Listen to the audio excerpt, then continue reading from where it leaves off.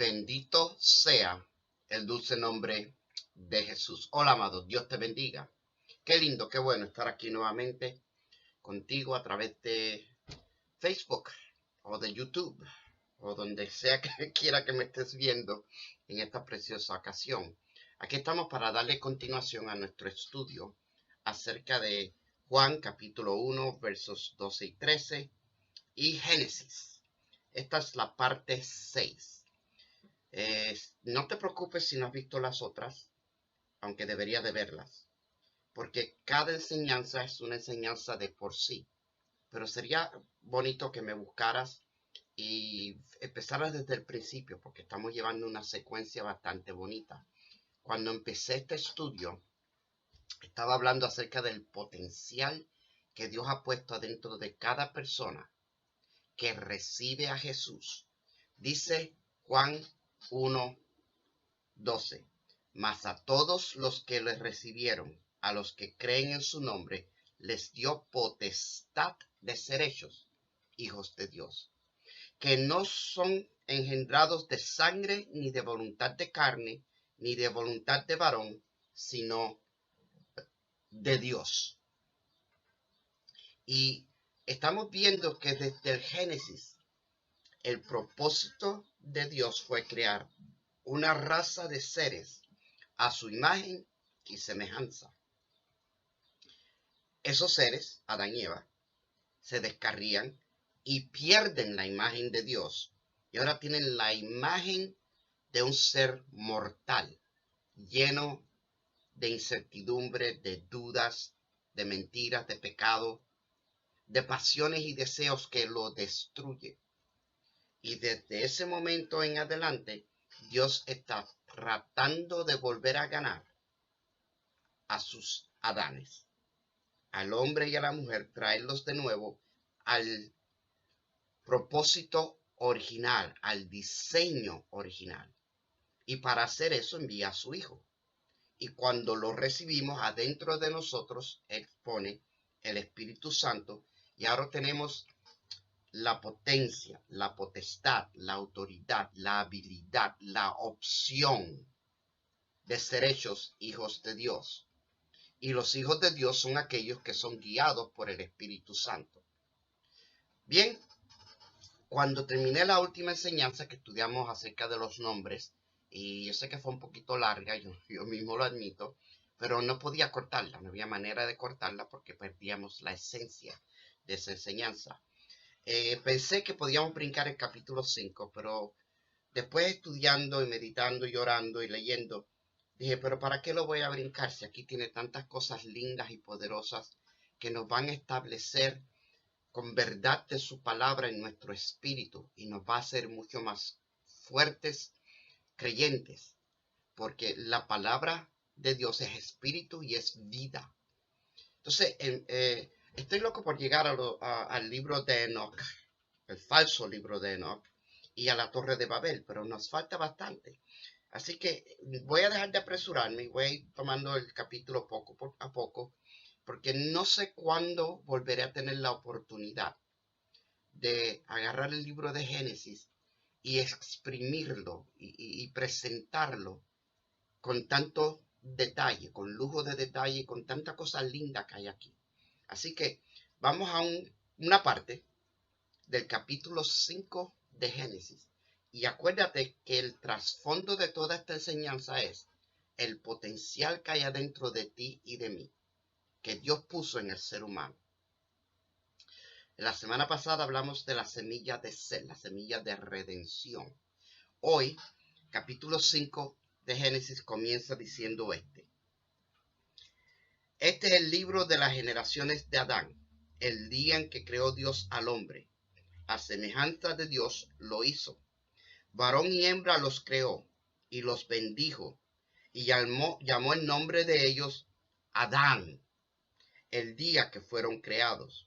Y vivió Adán 130 años y engendró un hijo a su semejanza, conforme a su imagen, y llamó su nombre Set. Y fueron los días de Adán después que engendró a Set 800 años y engendró hijos e hijas. Y fueron todos los días que vivió Adán 930 años y murió. Bien, vamos a explorar ciertas cosas bien importantes en este capítulo. Vamos a ver la genealogía de Adán, Set, el hijo de Adán, la edad de los seres humanos. Esto es súper interesante, lo mucho que duraban los seres humanos en aquel tiempo. La repetición de ciertos nombres. Ya estudiamos la importancia de los nombres, pero hay nombres que se repiten y hay una razón por la cual se repiten. Y vamos a ver un personaje súper importante. Dice en el versículo 24, Génesis 5:24, caminó pues Enoc con Dios y desapareció porque le llevó Dios. Y ese personaje es de suma importancia porque tiene mucho que ver contigo y conmigo y los tiempos que estamos viviendo. Bendito sea el nombre del Señor.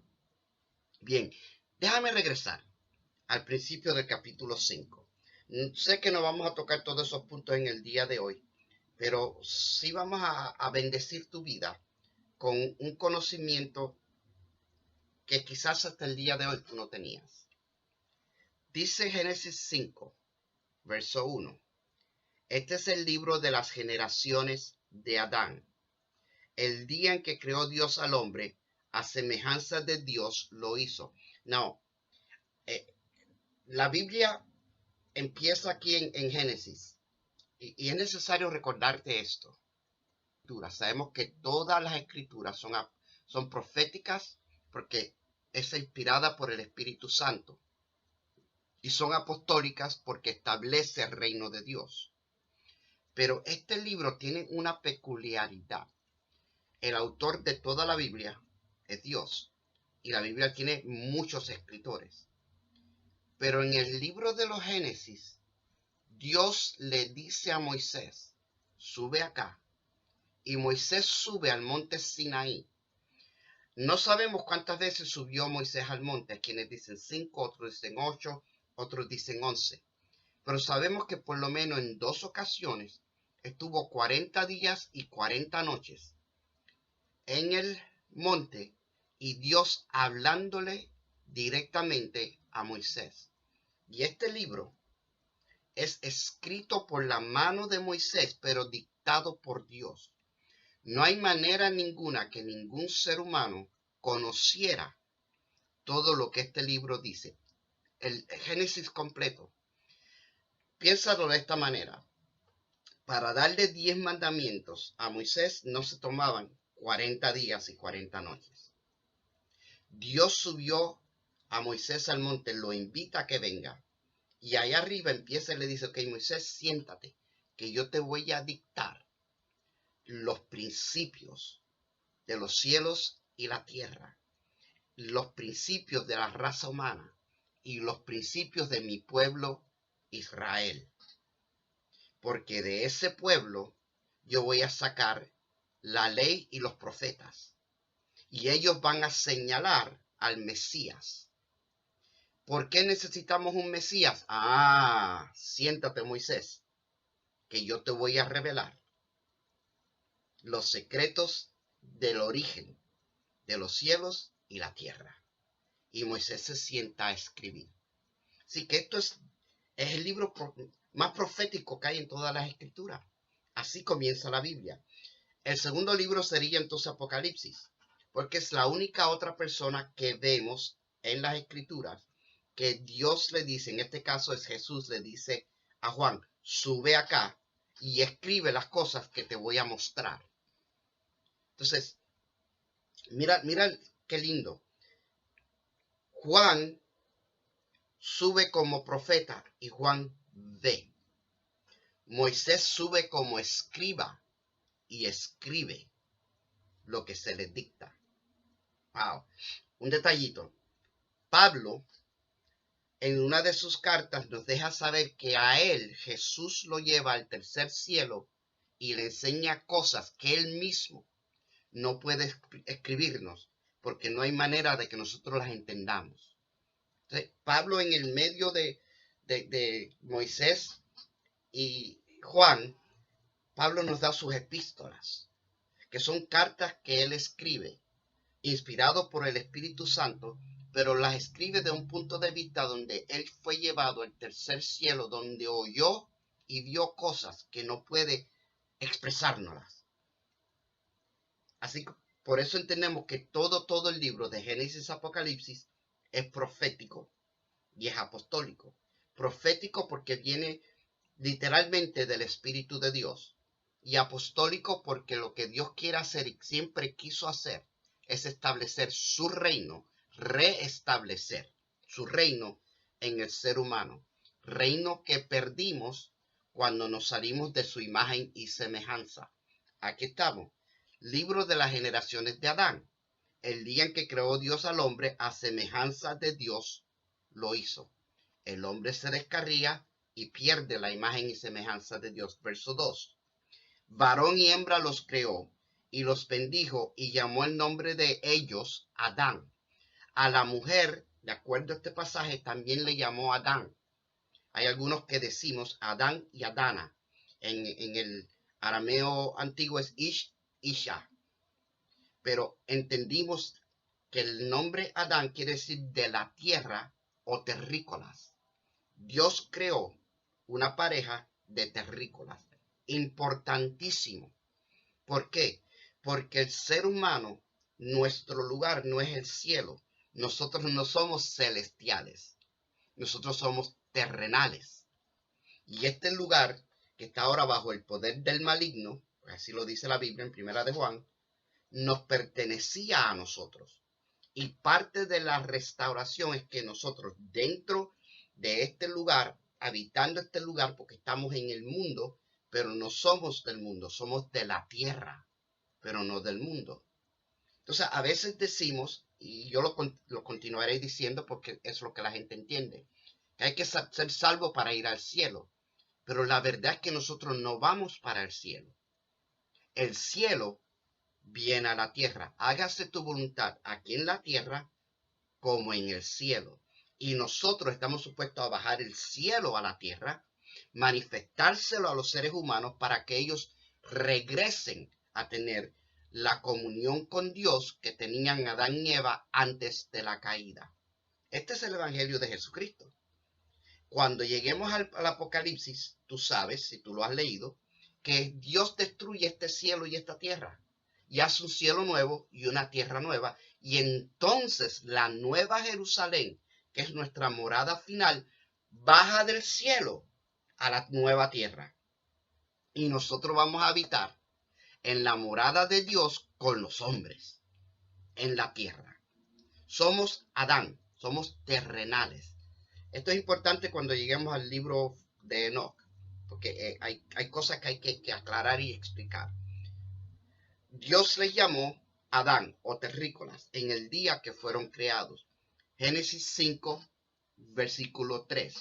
Y vivió Adán 130 años y engendró un hijo a su semejanza, conforme a su imagen, y llamó su nombre Set.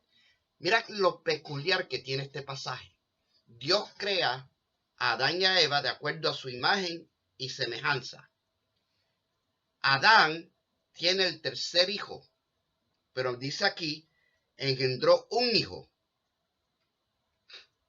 a su semejanza y conforme a su imagen, y le dio nombre Set. No menciona a Caín y Abel.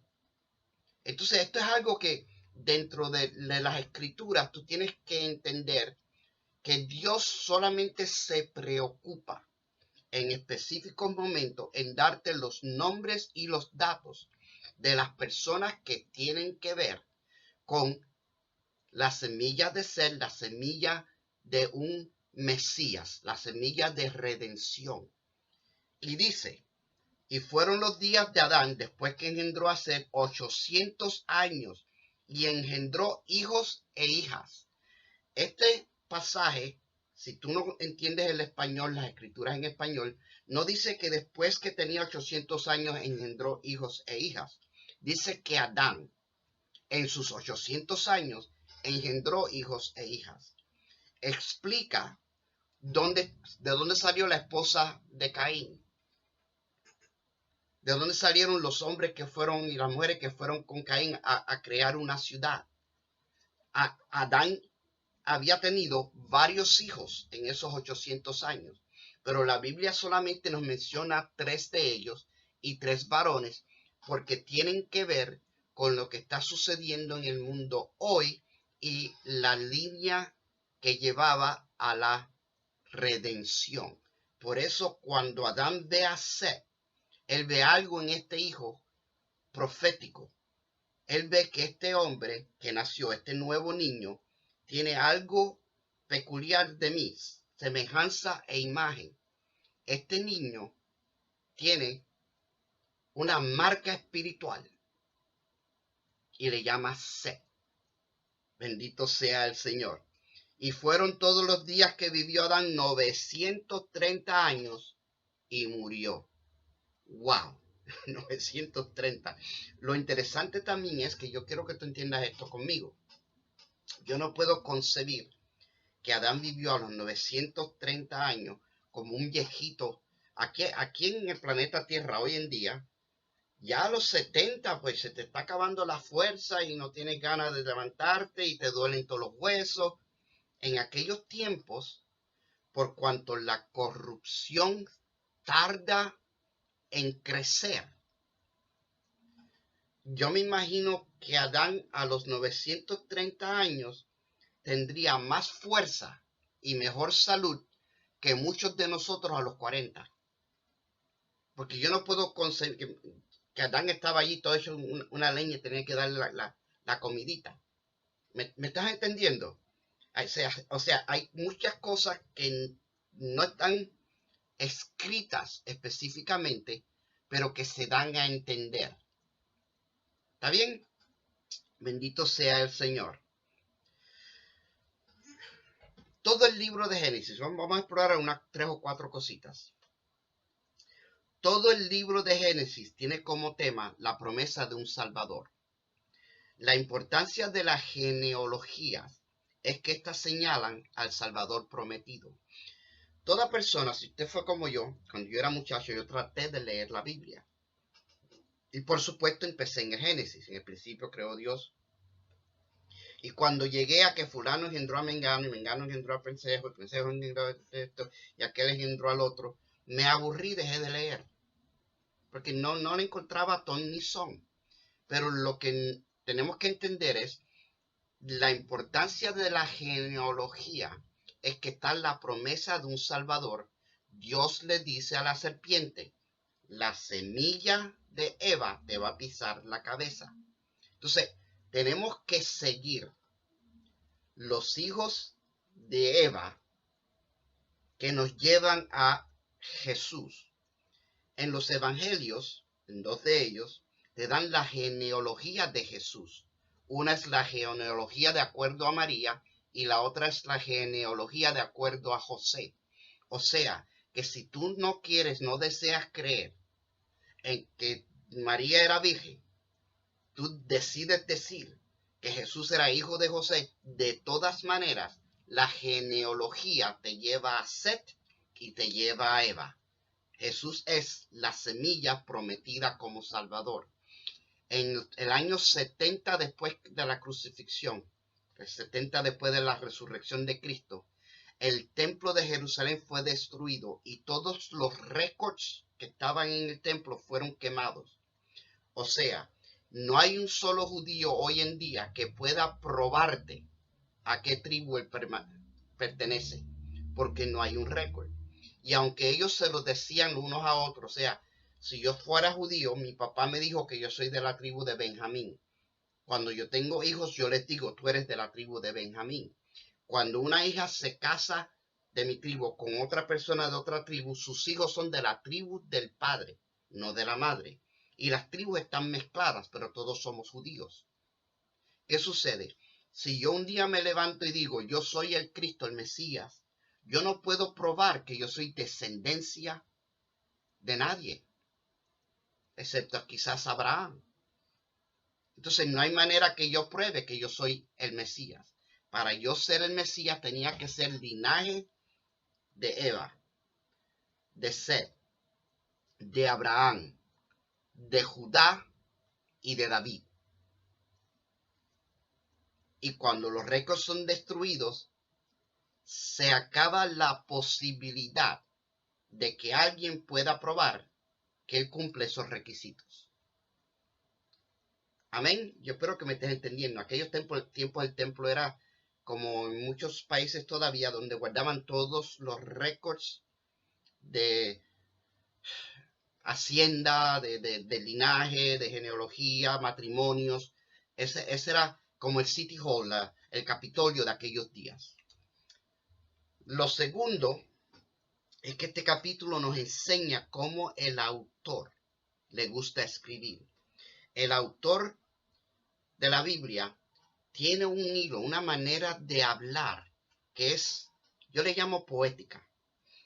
Mientras más tú lees las escrituras, más tú te das cuenta de cómo a Dios le gusta hablar. Cuando tú lees las escrituras y ves el modo, la mente del escritor, llegas a conocer ese escritor. A las personas que nos gusta leer, tenemos escritores favoritos, porque nos gusta cómo ellos llevan el narrativo. Dios tiene un estilo de cómo Él lleva el narrativo. Cuando tú te acostumbras a ese estilo por estar leyendo y escudriñando y estudiando las escrituras, tus oídos proféticos se abren. Tu corazón es más susceptible a la voz de Dios. Y cuando alguien predica, enseña o profetiza, tu espíritu lo percibe más rápido, porque tú estás acostumbrado al estilo del autor de la Biblia, el autor y consumador de nuestra fe. Te acostumbras a cómo él habla. Y cuando alguien viene y no habla como él, tu espíritu recibe un pequeño choque. Algo anda mal aquí. Número 3, ya te hablé acerca de la destrucción del templo. Los judíos pueden decirte de qué tribu son, pero no pueden probarte su genealogía. El punto 4 es muy lindo también y muy importante. En la cultura judía, cuando tú te presentabas, tú tenías que decir de quién tú eras hijo. Fíjate, para la cultura judía, de quién usted es hijo es de suma importancia. Si podía definirlo por su linaje paternal, si no podía, entonces lo definen por la tribu o la región de la cual usted origina. Por eso, tantas veces en la escritura vemos, por ejemplo, Josué, hijo de Nun. Este no era un Josué cualquiera, era el hijo de Nun. Y aunque no sabemos quién es Nun, aquellos en su tiempo lo sabían. Aarón, hermano de Moisés. Elías Tisbita. No se sabía quién era su padre, pero sabíamos de qué región venía. En varias ocasiones vemos en la Biblia que habla vinieron 40 hombres armados que tiraban con honda, con la mano derecha y con la izquierda, y eran de la tribu de Benjamín. O sea, no era cualquiera que se aparecía y le daban una posición. No. Tú tenías que tener una carta de referencia que estaba ligada a de dónde tú vienes, quién responde por ti. Esto hoy en día se llama cobertura. En el mover apostólico, voy a hablar un poquito acerca de esto. Yo creo mucho en la cobertura porque hasta hace poco no teníamos cobertura ninguna. Y yo me acuerdo siendo un joven cristiano y empecé era el líder de los jóvenes y visitábamos otras iglesias y conocía a otros jóvenes en otras iglesias y trataba de entablar amistad para compañerismo, para ayudarnos, para respaldarnos. Y había muchos conflictos. Y aprendimos esto. Yo lo aprendí y vi que otros lo aprendieron. Cuando conocía al líder de jóvenes de otra iglesia, comenzábamos a hablar y yo decía, ¿quién es tu predicador favorito? El mío es Guille. Entonces ya yo sabía que aunque Guille habla es un poderoso, magnífico, precioso siervo de Dios, ungido como muchos, muy pocos. Pero yo sabía que este hombre era de los que le gustaba tumbar cabezas y mandar gente al infierno. Porque ese era el estilo de Guille. Pero conocí a alguien y le preguntaba, decía, a mí me gusta Charles Stanley. Este es un hombre que lee Biblia y estudia. Me gusta Kenneth Hagin, es uno de mis favoritos. Oh, entonces este es un hombre que está interesado en la llenura del Espíritu Santo, no en que si tu esposa se afeita las piernas o no. A este le interesa que estén llenos del Espíritu Santo. ¿A quién tú, quiénes son tus mentores? ¿Qué libros tú lees? Morris Cerullo. ¡Wow! Tú eres del ejército victorioso de Morris Cerullo. Yo también. Morris Cerullo, un estrategista como muy pocos en la faz de la tierra, que fue el que nos enseñó que era más valioso, en vez de enviar misioneros, que entrenáramos a los de la India que fueran misioneros en la India, a los de África que fueran misioneros en África, a los de Colombia misioneros en Colombia. Y Morris Cerullo empezó escuelas de ministración para, en vez de estar mandando misioneros de aquí para allá, vamos a levantar ministros en la tierra para que esos ministros conquisten su propia tierra. Pensamiento de reino, pensamiento apostólico, establecimiento de reino en todas las tierras que vamos. Otros eran de ir, evangelizar, predicar, se convirtieron, nos fuimos. Y allá que se arreglen y formen una iglesia. Y eso lo que trajo fue bastante confusión, porque cuando no hay una ministración, un discipulado, no hay una escuela de ministro, la gente tendía y todavía tiende a predicar lo que oyeron, repetir lo que le predicaron y no hablar o enseñar o predicar de lo que han aprendido y experimentado, que es lo que ha hecho el mover apostólico. Ahora lo hemos definido. Aquellos de nosotros que tuvimos esa experiencia, el Espíritu Santo nos guió y ahora estamos trabajando bajo cobertura. Cuando ahora yo me encuentro con un ministro que viene a la ciudad y me llama y le puedo preguntar, ¿y quién es tu cobertura? O sea, ¿de quién tú eres hijo? Porque Josué era hijo de Nun. ¿De quién eres hijo tú? Yo me identifico, yo estoy bajo la cobertura del apóstol tal y cual. Ah, yo conozco al apóstol. Y si hay algo sospechoso, puedo llamar al apóstol y decir, siervo, Dios le bendiga, habla Comesañas de Newark, Nueva Jersey, mira que hay un siervo de Dios que dice que está bajo su cobertura. Sí, yo sé quién es un hombre respetable, de buen testimonio, no tiene esqueletos en el closet, puede recibirlos, perfecto.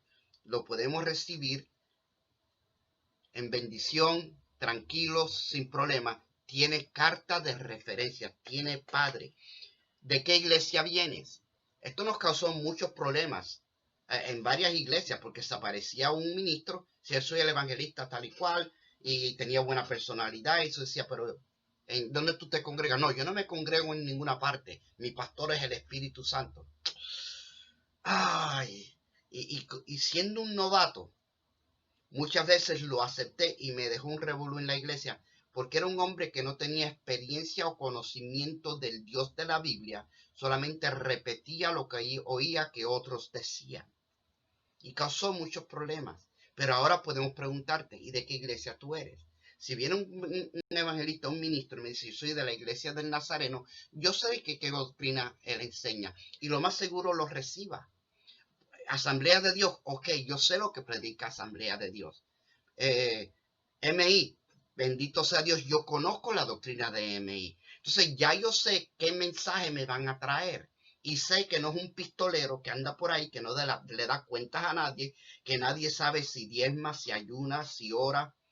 Nadie sabe si ha estado casado 2 o 3 veces, divorciado 4. Nadie sabe. Pero si pertenece a una iglesia, este hombre tiene una buena credencial. Tiene la credencial que se llama fidelidad. Conoce la vida de iglesia. Sabe ministrarle a feligreses. Sabe que cuando tú entras a una iglesia, tú no vas a cambiar la iglesia, tú vas a hablar la palabra que puede cambiar a individuos, no a cambiar la iglesia. Fíjate qué lindo. Cuando en mis principios cristianos esto no se conocía y había un desastre y un revolú y un salpafuera y divisiones y contenciones entre iglesias a causa de que esto no se practicaba. No sabíamos quién era de mi línea de pensamiento y quién tenía mi doctrina. Quién venía a tirarle palos y darle palos a la iglesia para cambiarle la apariencia. Las mujeres no se pueden cortar el pelo, pues los pantalones, pintura y pantalla, y mandar gente al infierno. O quién venía a edificar el espíritu, o a sanar el alma, o a bendecir la iglesia. Y teníamos muchos que su ministerio era mandar a los redimidos al infierno, en vez de edificar la redención que ya estaba. Hoy no tenemos ese problema. Hoy tenemos cobertura.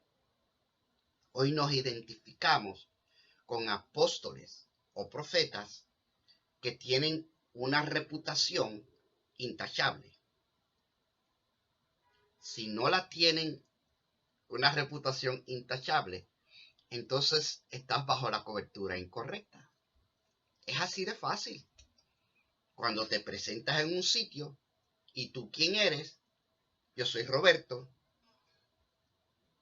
hijo de esta cobertura. Y si tú conoces la cobertura, entonces sabes de qué línea yo vengo. Y tienes la opción de aceptarme o rechazarme. Amén. Bendito sea el nombre de Jesús. Estábamos hablando de los nombres. Mira a Jesús. A Jesús cuando lo presentan, comienza presentando a Jesús de Nazaret. ¿Te acuerdas que uno de los discípulos dijo, ¿y de Nazaret sale algo bueno? En otra ocasión, Jesús empieza a hacer milagros y la gente decía, pero este no es el hijo del carpintero. Y no lo recibían, no lo entendían, que este hombre que venía de un pueblo malo, de mala reputación, y que era el hijo de un carpintero, aunque el carpintero es un oficio honorable, que estuviera haciendo milagros. Pero llega el momento donde Dios hace lo siguiente.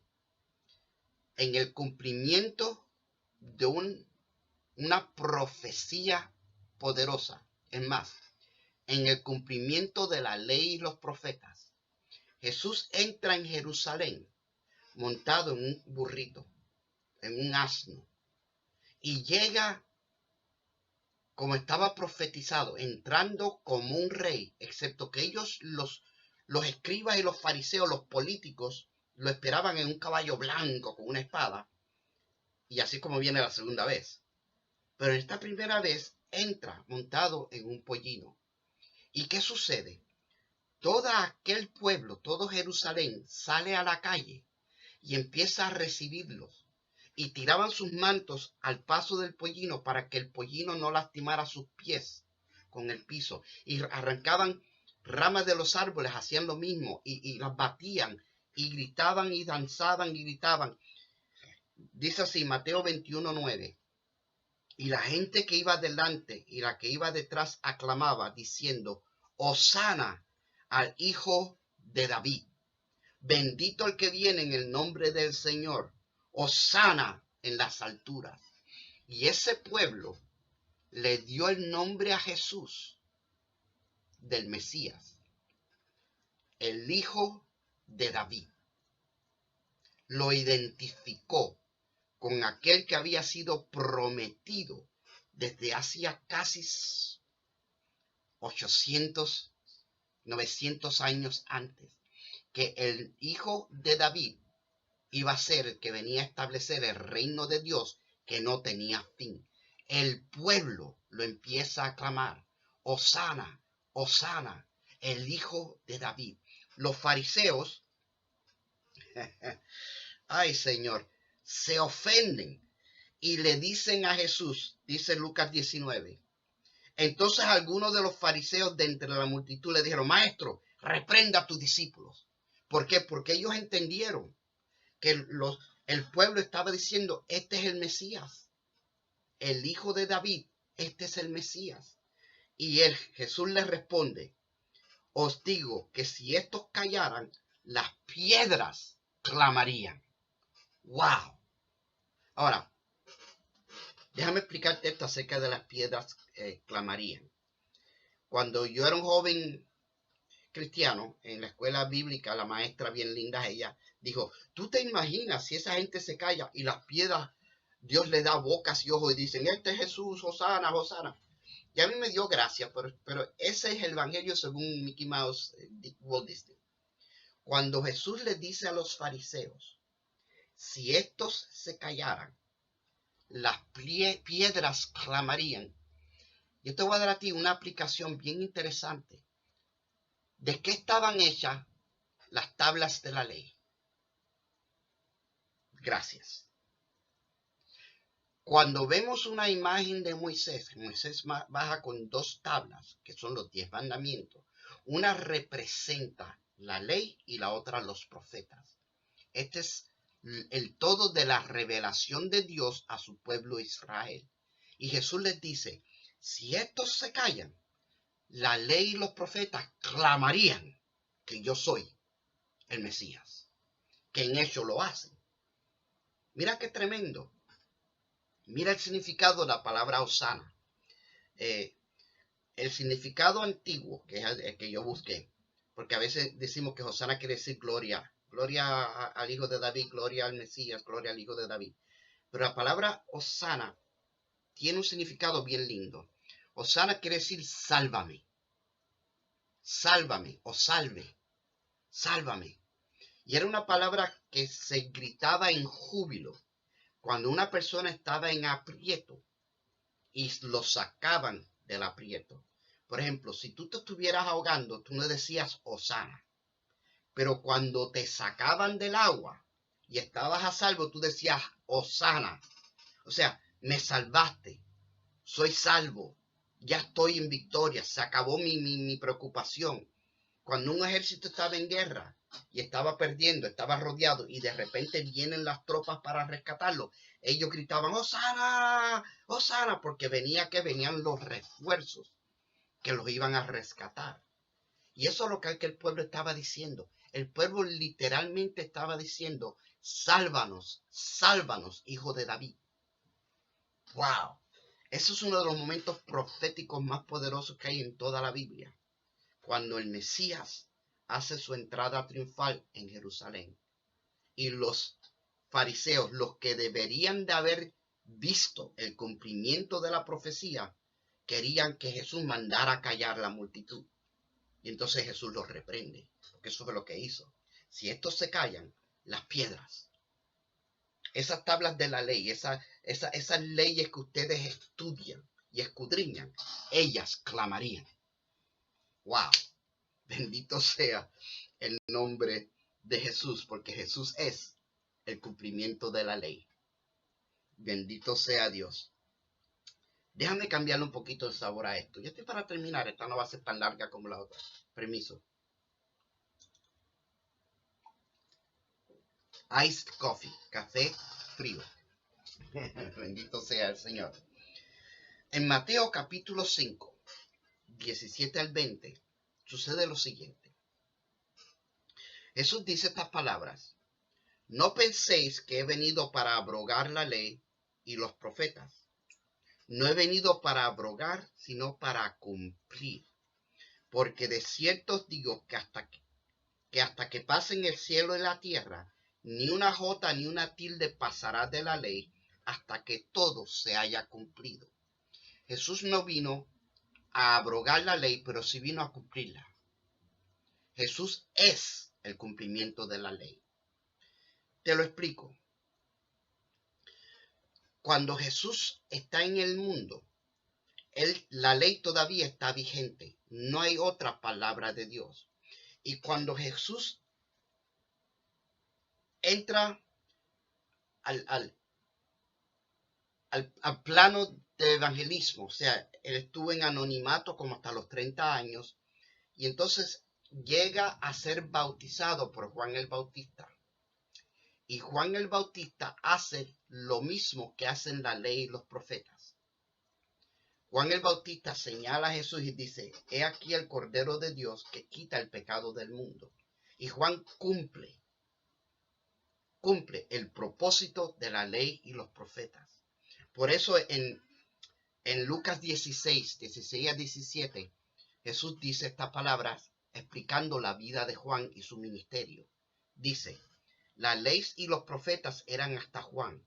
Desde entonces el reino de Dios es anunciado y todos se esfuerzan por entrar en él. Pero más fácil es que pasen el cielo y la tierra a que se frustre una tilde de la ley. Ok, esto merita una pequeña explicación. La verdad es que merita una profunda explicación, pero yo te voy a dar una pequeña explicación. Jesús explica que en el personaje de Juan el Bautista se cumplen todas las tildes de la ley. Porque la ley y los profetas eran hasta Juan. Ok, si terminan con Juan, entonces ¿qué comienza? Ajá, comienza la gracia. Mira qué interesante. Esto es perfecto para aquellos que están en esta onda que hay hoy en día entre los cristianos que quieren volver al judaísmo. Volver al judaísmo es condenarte a ti mismo, porque la ley no puede salvar, la ley solamente puede condenar. El propósito de la ley y los profetas es señalar a un Salvador. ¿Por qué? Te lo estamos enseñando con la genealogía de Adán en Génesis. Pero cuando llegamos a David, un hombre de acuerdo al corazón de Dios, una de las cosas que David nos enseña es que David entiende que él nunca puede ser justo y recto de acuerdo a la ley. Y él siempre se tira a la misericordia de Dios. ¿Quién es el hombre para que tú tengas de él misericordia? El Hijo del Hombre para que tú de él te acuerdes. Bendito el hombre cuyo pecado no le es contado. Y David se salió de la ley y se metió en la gracia y la misericordia antes de tiempo. Uno de los detalles que hace que Jesús sea hijo de David. ¿Está viendo esto? Casi todos los demás, los reyes, todos rompían las leyes, era increíble la manera de que esta gente rompía la ley. Sin embargo, Dios tuvo mucha misericordia con ellos. Ninguno de ellos llegó a entender, como lo entendió David, que la ley no te puede salvar. Mira, la ley tiene ciertas leyes y el que rompe una ley es culpable de romperlas todas. ¿Entiende eso? O sea, si tú mientes, tú eres culpable de asesinato, de adulterio, de homosexualismo, de brujería, de santería. Tú eres culpable de todas por una mentira. Y la ley lo que te hace es darte cuenta que tú no puedes ser salvo, que tú necesitas que alguien te salve. He aquí el Cordero de Dios que quita el pecado del mundo. Entonces Jesús explica, la ley vino hasta Juan. Entonces Juan viene diciendo arrepentíos, que el reino de Dios se ha acercado. Y los bautizaba para perdón de pecados, como diciendo, yo no he podido cumplir la ley, pero yo vengo a la misericordia de Dios, que si yo me sumerjo, reconozco que soy un pecador, quedo limpio. Y preparó el camino para aquel que venía a bautizarnos, no con agua, sino con sangre y espíritu, que es lo que nos salva. La sangre de Cristo que nos limpia del pecado y el Espíritu Santo que nos mantiene en santidad. ¿Estás recibiendo esto? Esto es perfecto. La ley de Jehová es perfecta, que hace sabio al sencillo. Entonces Jesús explica, la ley y los profetas eran hasta Juan. ¿Qué sucede? Cuando Jesús comienza a predicar, Mateo 4:17, dice, desde entonces comenzó Jesús a predicar y a decir, arrepentíos, porque el reino de los cielos se ha acercado. Jesús comienza su prédica como si fuera un hijo o un discípulo de Juan el Bautista. Al fin y al cabo, Juan fue el que lo bautizó y lo inició en su ministerio. Y Jesús regresa después del bautismo, va al desierto, el Espíritu lo lleva al desierto, lo prepara. Cuando Jesús sale, Jesús está predicando lo mismo que predicaba Juan. Arrepentíos, porque el reino de los cielos se ha acercado. Y si te acuerdas, en el libro, en el Evangelio según San Juan, menciona que Jesús empezó a bautizar más personas que Juan. Aunque Jesús no bautizaba, solamente sus discípulos. Pero entonces sucede lo siguiente.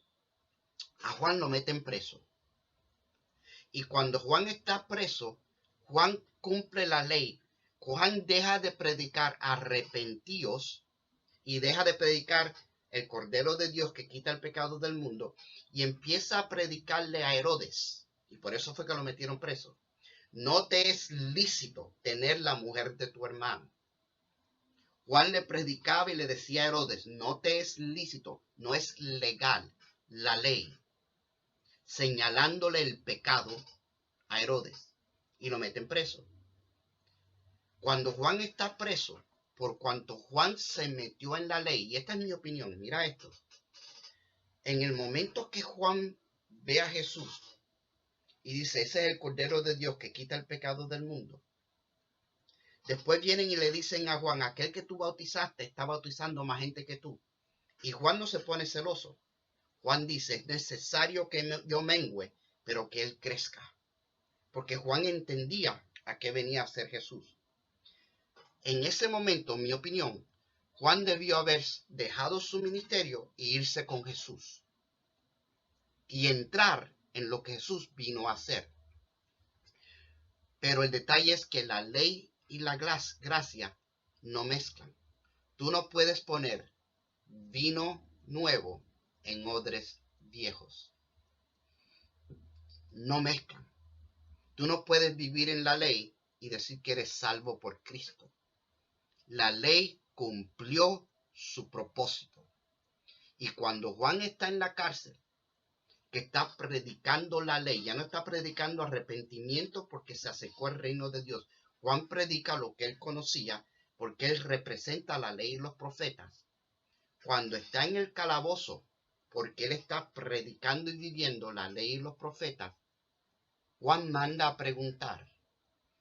Vayan y pregúntenle a Jesús si él es el que ha de venir o si esperamos a otro. Y la ley causó que Juan dudara. La ley te roba la fe, porque la ley lleva de sí condenación y lleva castigo. Cuando Juan envía a 12 de sus discípulos a hacer esa pregunta, Jesús les dice, díganle a Juan lo que ustedes ven. Los ciegos ven, los sordos oyen, los cojos caminan, y a todos les es predicado las buenas nuevas del Evangelio. Entonces Jesús elogia a Juan, y de ese momento en adelante, fíjate lo que sucede, a la ley y los profetas que están cumplidos, le cortan la cabeza. Juan. Y ahora la predicación de Jesús cambia. Ya Jesús no predica arrepentíos. Jesús empieza a predicar la bienaventuranza, bienaventurados los que sufren, bienaventurados los pobres. Empieza a predicar lo siguiente, escucha esto. La ley dice, no adulterarás, pero yo te digo que si tu corazón codicia a la esposa de tu prójimo, ya tú adulteraste. La ley dice, no matarás, pero yo te digo. Y empieza a cumplir la ley, a explicar lo que la ley nunca pudo ser explicada, porque la ley no estaba supuesta a ser un mandato rígido, sino algo, una fórmula para tú poder vivir mejor. Te dije, la ley fue escrito, tú has leído, no matarás, y aquí yo te digo que si tienes odio en tu corazón, ya tú eres un asesino en tu corazón. Y entonces cambia su estilo de arrepentidos y empieza a predicar, venid a mí todos los que estáis trabajados y cargados, y yo os haré descansar. Llevad mi yugo sobre vosotros, no el yugo de la ley. Acuérdate que Jesús reprendía a los fariseos diciéndole, ustedes le ponen cargas al pueblo que ni ustedes mismos pueden llevar. Pero ahora viene la gracia. La ley muere, porque la ley y los profetas fueron hasta Juan. Y ahora Jesús está libre por no irse en contra de la ley. La ley está cumplida. Se cumplió. No faltó ni una tilde ni una jota que se cumpliera. Y se cumplen en Juan. Por eso de todos los hombres nacidos de mujer, no hay nadie más grande que Juan, porque la ley y los profetas se cumplieron en Juan cuando señaló a Jesús. Y ahora se acaba su ministerio, la ley y los profetas pasan a ser la historia que nos presenta al Cordero de Dios que quita el pecado del mundo. Y ahora el mensaje es: llevad mi yugo sobre vosotros y aprended de mí, que soy manso y humilde de corazón, y hallaréis descanso para vuestras almas, porque mi yugo es fácil y ligera mi carga. Por eso Jesús no apedrea a la mujer que encontró en adulterio. La ley dice apedréala, pero Jesús no es la ley. Jesús es el cumplimiento de la ley, que es la gracia, misericordia. Nos da a entender que la ley ya no está vigente porque ha llegado una ley más perfecta, que es la ley del Espíritu. En una ocasión, ya estoy para concluir, en una ocasión, dice Mateo 22, 34 al 40, te lo voy a leer. Vinieron los fariseos a encontrarle falta a Jesús, porque Jesús retaba el estilo de vida de los legalistas, de la ley, de los judaizantes. Escucha, no deje que te judaicen. Nosotros no somos judíos, somos cristianos. Mateo 22 dice así: entonces los fariseos, oyendo que había hecho callar a los saduceos, se juntaron a una. Y uno de ellos, intérprete de la ley, preguntó por tentarle, diciendo: Maestro, ¿cuál es el gran mandamiento de la ley? Jesús le dijo: mira el cumplimiento de la ley. Amarás al Señor tu Dios con todo tu corazón y con toda tu alma y con toda tu mente. Este es el primero y grande mandamiento. Y el segundo es semejante: amarás a tu prójimo como a ti mismo. De estos dos mandamientos depende toda la ley y los profetas. Y Jesús los cumple. Agarra los 10 mandamientos, todos los mandamientos, leyes y profetas. Por eso te digo que cuando tú ves el dibujito de Moisés, la figura de Moisés con 2 tablas, una es la ley y uno los profetas. En uno están los mandamientos de la relación del hombre con Dios y el otro está la relación del hombre con el hombre. Amarás a Jehová tu Dios con todo tu corazón, toda tu alma y toda tu mente, y a tu prójimo como a ti mismo. Y ahí Jesús cumple la ley. ¡Wow! ¡Qué lindo! Concluyo con esto. Romanos 13:10. Este es Pablo escribiendo. El amor no hace mal al prójimo. Así que el cumplimiento de la ley es el amor. Y desde Génesis nos están llevando a que hay 2 pueblos. Uno que vive de acuerdo a lo físico y lo material, inclusive aquellos que vivían bajo la ley. Y uno que vive buscando a Dios, porque ha entendido que sin Dios no hay salvación, que la ley que más poder tiene es la ley del amor. Si Dios me ama y yo lo amo, aunque yo no pueda cumplir la ley, Dios me perdona. El cumplimiento de la ley es el amor. Bendito sea el nombre de Jesús. Amado, hasta aquí esta predicación del día de hoy, este estudio. Y ahora me despido como de costumbre, deseándote lo mejor que un ser humano le puede desear a su prójimo. Mi amado, mi amada, que Dios te bendiga. Chao.